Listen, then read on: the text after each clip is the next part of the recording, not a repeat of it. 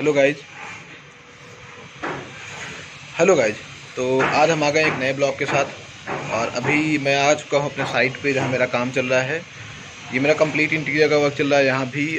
ये द्वारका सेक्टर 18 में है मेरा। तो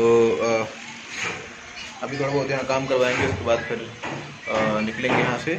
अभी थोड़ी देर में हमें विजिट करने आ रहा है जस्ट डायल का एक बंदा।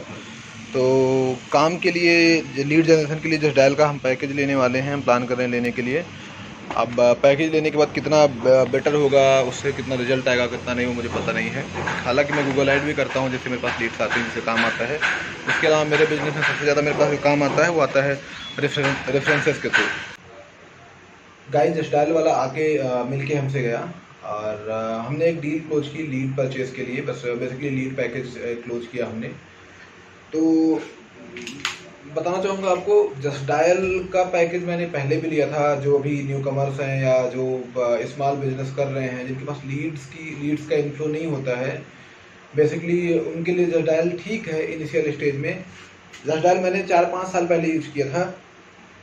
तो बेसिकली जस्ट डायल में फेक क्वेरीज उस टाइम बहुत आया करती थी। मतलब इवन जैसे हमारा पेंटिंग का बिजनेस स्टार्ट किया था, मैंने जीरो से स्टार्ट किया था अपना पेंटिंग का बिजनेस। तो मुझे ज़्यादा मेरे पास रेफरेंसेस नहीं थे और इतना हमारे पास पैसा भी उस टाइम नहीं था कि हम सीधा सीधा इन्वेस्ट कर दें बहुत ज़्यादा कहीं पे गूगल एड्स में या कहीं भी। गूगल एड का नॉलेज भी उस टाइम मुझे नहीं था। अब तो मान लो मैंने खुद सीख लिया है चीज़ों को।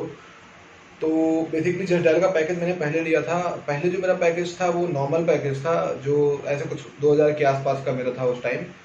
उसमें मुझे जेडी की तरफ से लीड्स आया करती थी, but maximum of leads fake हुआ करती थी उस टाइम। क्योंकि जब हम क्लाइंट विजिट करने जाते थे तो पता चलता था किसी क्लाइंट को किसी एक दीवार पे कोट मरवाना है, एक कोट करवाना है, कोई बेसिकली पेंटर के लिए सर्च कर रहा है। अब हमारा कॉन्ट्रैक्टर सेगमेंट का बिजनेस था स्टार्टिंग से ही, क्योंकि मैं तो खुद पेंट करता नहीं था, मेरे पास टीम होती थी जो पेंट किया करती थी या जो काम किया करती थी।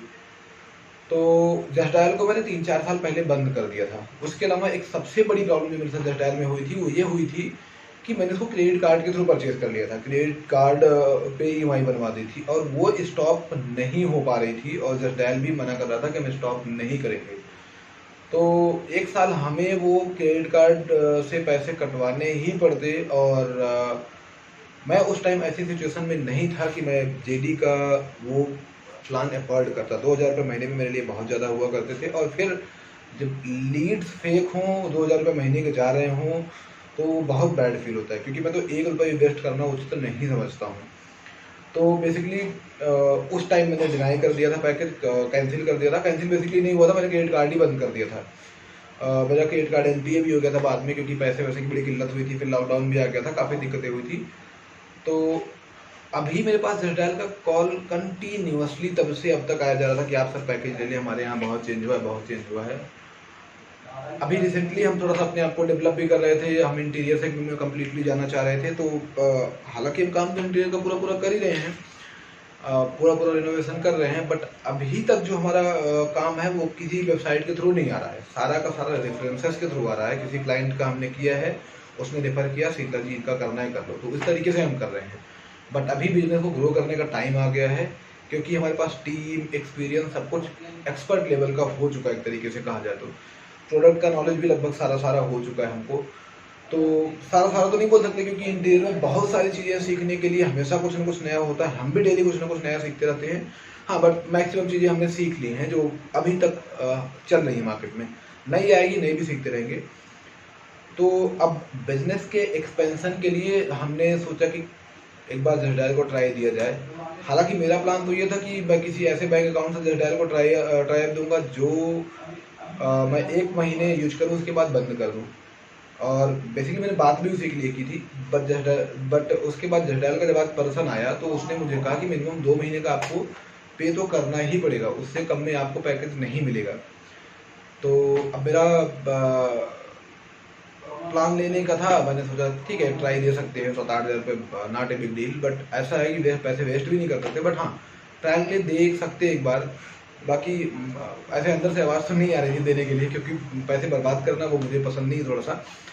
बट उम्मीद है मुझे कि जितना हम पे कर रहे हैं उतना तो उससे बेनिफिट ले ही लेंगे कहीं ना कहीं। तो बेसिकली उनका प्लान कुछ इस तरीके से था। उनके पास जस्ट डायल के पास 2 तरीके के प्लान होते हैं। एक तो आपका जो प्लान होता है जस्ट डायल का, वो होता है नॉर्मल पैकेज और एक आपका होता है टॉप 5 का पैकेज। टॉप 5 का पैकेज उनका ये होता है कि अगर आप उनका पैकेज को परचेज करते हैं तो आप लिस्टिंग में 1 2 3 4 मतलब कोई भी सर्च करेगा 4 से 5 के बीच में हमेशा दिखेंगे, 5 टॉप 5 में ही आप दिखेंगे।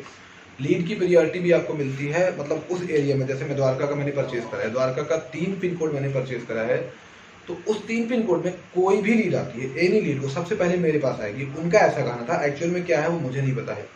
तो सारी लीड मेरे पास आएगी पहले, उसके बाद अगर मैं उसको टेकअप करता हूँ, उस पर कॉल वगैरह करता हूँ तो ठीक है, नहीं तो और लोगों के पास फिर जाएगी।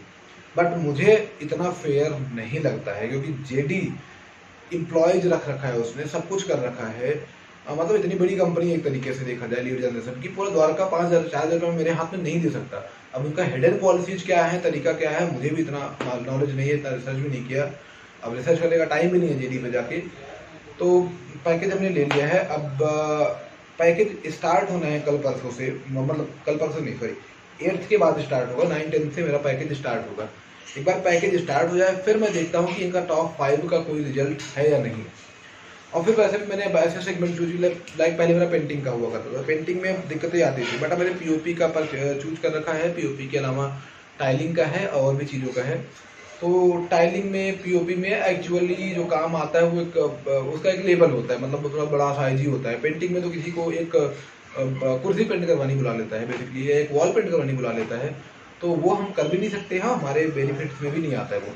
अब वो किसी नॉर्मल प्रिंटर जैसे चौक वगैरह पे प्रिंटर होते हैं उनके लिए ठीक है, या फिर कोई सिंगल प्रिंटर है, या कोई कहीं हम काम करें बगल में एक दीवार करने किसी ने बोल दिया तो फिर आप कॉस्ट भी कर देते हैं, उसमें कोई हेडेक नहीं होता है।